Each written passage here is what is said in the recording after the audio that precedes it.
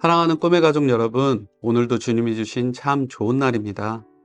우리에게 주신 축복된 하루를 기쁨과 감사로 살아가는 꿈의 가족이 되시길 축복드립니다. 얼마 전 유튜브를 보는데 한 목사님이 이런 설교를 하시더라고요.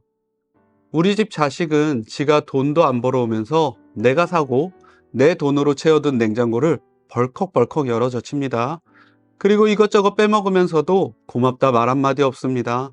감사하다 고맙다 말하는 것까진 바라지도 않습니다. 먹으면서 이건 맛이 없다 저건 별로다 하는 것을 들을 때면 참 어이가 없습니다. 여러분, 우리 자녀들도 이렇지 않나요?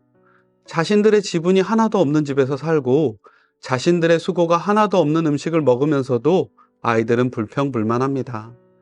맛이 어쩌고 메뉴가 어쩌고 하는 것이 우리 아이들의 모습인 것이죠. 그럴 때 우리의 반응은 무엇입니까? 그 아이들을 호되게 책망하십니까? 아닐 겁니다. 대부분 가벼운 꾸중으로 아이들을 대할 때가 많을 것입니다. 감사의 의미나 음식의 소중함을 가르치고 넘어가는 경우가 대부분인 것이죠. 여러분, 자녀들한테 왜 그렇게 대하십니까? 가족은 사랑의 관계로 맺어져 있기 때문이에요. 그래서 자녀들이 불평불만해도 우리는 분노하지 않습니다. 그 아이들에게 원리 원칙 내세우지 않죠. 내가 애써 벌어다 줘도 아이들이 쓰는 것 아깝지 않습니다. 오히려 내 수고로 아이들이 기뻐한다면 그것이 행복으로 느껴지죠. 저는 이것이 하나님 나라의 질서라고 생각합니다.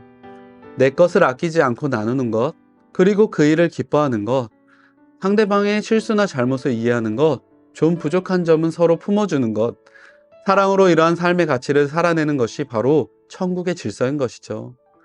그래서 사랑이 넘치는 곳을 비유할 때 우리는 천국 같다 말하는 것입니다. 우리는 돈이 많은 곳이나 명예가 빛나는 곳을 천국 같은 곳이다 라고 말하지 않습니다. 우리는 사랑이 넘치는 곳을 천국이라 부르는 것이죠. 사실 이러한 천국의 모형은 하나님이 우리에게 주신 교회라고 할 수 있습니다. 교회는 천국을 경험하는 곳입니다. 세상에서 경험할 수 없는 사랑과 기쁨이 있는 것이 교회인 것이죠. 그래서 우리는 교회를 사랑해야 합니다. 그리고 교회인 성도를 우리 모두는 사랑해야 하죠. 그것이 우리를 교회로 부르신 주님의 바람이고 소망인 것입니다. 우리는 이 위대한 주님의 소망을 이루는 교회로 살아가야 하는 것이죠. 특별히 오늘 말씀을 통해 우리 모두가 교회로서 서로를 사랑으로 품어내는 착한 교회, 아름다운 교회가 될 수 있기를 간절히 소망합니다. 여러분, 바울은 힘들고 어려운 순간마다 교회의 도움으로 사역을 이어갈 수 있었습니다. 뿐만 아니라 교회의 사랑으로 큰 위로와 위안을 얻었죠. 특별히 오늘 본문에서 바울은 로마 교회로 인해 천국을 경험하게 됩니다. 성도들과의 만남으로 그는 참된 위로와 하나님의 사랑을 경험하게 된 것이에요. 여러분, 바울은 오랜 고생 끝에 로마에 도착하게 됩니다. 그가 로마로 가는 길은 참으로 험난했죠. 배는 파선의 위험을 경험했습니다. 뿐만 아니라 배에 있던 사람들은 생존의 위협을 경험했어요. 그들의 고난이 얼마나 중한 것이었는지를 누가는 이렇게 기록합니다. 여러 날 동안 해도 별도 보이지 아니하고 큰 풍랑이 그대로 있음에 구원의 여망마저 없어졌더라. 바울과 함께 배에 탄 모두는 위기에 빠져 있었습니다. 군인들을 비롯해 바다에 익숙했고 배를 잘 다루기로 소문났던 선원들마저 모든 것을 포기한 채 죽음만을 기다리고 있었던 상황이었던 것이죠. 하지만 하나님은 바울을 통해 하신 말씀을 지켜가십니다. 바울 그리고 그와 함께하는 이들을 풍랑으로부터 지키심으로 로마까지 가서 복음을 전하게 하실 것이라는 그 말씀을 이루신 것이에요. 여러분, 바울이 복음을 위해 로마까지 가는 과정도 결코 쉽지 않았습니다. 하지만 로마에서 더 크게 부담으로 다가오는 것은 어쩌면 로마에서 시작하게 될 새로운 사역이었을 것입니다. 사실 매번 반복되는 일이 두려운 것은 그 일로 인해 발생할 문제와 어려움을 예측할 수 있기 때문이에요. 예를 들어 운동을 생각해 보죠. 운동을 통해 얻을 수 있는 유익은 분명하지만 운동을 하는 순간 우리의 몸은 심히 괴롭습니다. 하루 이틀은 견디는데 근육통이 심해지면 운동을 조금씩 미루게 되죠. 운동할 생각만 해도 운동의 순간 찾아올 그 힘겨움들이 떠올라 운동하기 싫어집니다. 그렇게 이런저런 이유로 하루 이틀 운동을 미루다 보면 어느새 운동을 포기하는 지경에 이르게 되죠. 바울에게도 새로운 사역의 시작은 이러한 부담과 근심의 순간이었을 것입니다. 여러 교회를 개척하고 3번의 전도여행을 통해 바울은 복음을 전할 때 마주할 위험과 어려움이 무엇인지를 잘 알았습니다. 그래서 복음을 전할 때 마주하게 될 문제들을 미리 예상할 수 있었죠. 이는 그에게 큰 스트레스가 되었을 것입니다. 그런데 여러분, 하나님은 참 기막힌 타이밍에 바울을 위로하십니다. 주님께서는 바울의 형제들을 통해 바울을 위로하시죠. 로마의 사역을 시작하기 전에 로마 교회 형제들을 통해 그의 마음을 담대하게 하신 것이에요. 그 모습을 본문 14절과 15절은 이렇게 기록하고 있습니다. 거기서 형제들을 만나 그들의 청함을 받아 이레를 함께 머무니라.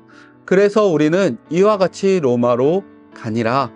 그곳 형제들이 우리의 소식을 듣고 아비오 광장과 트레이스 타베르네까지 맞으러 오니 바울이 그들을 보고 하나님께 감사하고 담대한 마음을 얻으니라. 여러분, 로마로 들어갔던 바울의 신분은 죄수의 신분이었습니다. 뿐만 아니라 고된 사역의 시작을 앞두고 있었죠. 자칫하면 미래에 대한 부정적인 생각으로 두려움에 빠질 수 있었던 그 순간 로마 교회는 그를 찾아가 격려했습니다. 그들을 만난 바울이 단순히 힘과 위로를 얻은 것으로 끝나지 않고 하나님께 감사한 마음과 담대히 복음을 전할 마음을 얻은 것은 이들의 만남이 단순히 서로를 그리워하여 만난 그 만남 이상이었음을 의미하는 것이에요. 또한 로마 교회의 모습은 교회가 복음을 위해 해야 할 일이 무엇인지를 우리에게 잘 보여주고 있습니다. 여러분, 교회는 천국을 경험하는 모형입니다. 우리는 교회를 통해 구원의 은혜를 경험해야 합니다. 뿐만 아니라 사랑으로 서로를 위하고 격려함으로 기쁨을 누릴 수 있어야 합니다. 죽기까지 우리를 사랑하신 주님의 그 사랑으로 서로를 사랑하고 품어내는 곳, 그것이 바로 교회인 것이에요. 사랑하는 꿈의 가족 여러분, 우리가 교회가 된다는 것은 사랑의 관계 속으로 들어오는 것을 의미합니다. 먼저는 주님의 사랑 안에 우리가 들어가는 것을 의미합니다. 뿐만 아니라 그 사랑으로 서로를 사랑하는 교회가 되는 것을 의미하죠. 서로를 사랑하시되 자기의 생명까지 아끼지 않으신 주님을 따라 아낌없는 사랑으로 서로를 사랑하는 교회가 되시길 바랍니다. 세상이 우리의 사랑을 통해 그리스도인의 제자됨을 확인하는 은혜가 있기를 예수님의 이름으로 축원드립니다. 마지막으로 요한복음 13장 35절 말씀을 함께 읽고 기도하시겠습니다. 너희가 서로 사랑하면 이로써 모든 사람이 너희가 내 제자인 줄 알리라. 아멘. 사랑의 주님, 우리가 교회입니다. 하나님, 교회를 통하여 우리가 날마다 구원의 기쁨을 누리게 하시고 서로를 사랑함으로 말미암아 천국의 기쁨을 누리는 우리 꿈의 교회 될 수 있도록 은혜를 베풀어 주시옵소서. 하나님의 그 기쁘신 사랑과 하나님의 그 기쁘신 은혜를 날마다 우리가 체험하고 경험함으로 말미암아 세상 가운데 우리가 서로 사랑함으로 제자됨을 또한 증거하는 아름다운 교회, 우리 꿈의 교회 될 수 있도록 주님께서 은혜를 더하여 주시옵소서. 오늘도 우리와 함께 하시며 우리의 교회됨을 축복하실 살아계신 주 예수님의 이름으로 기도드립니다. 아멘. 우리가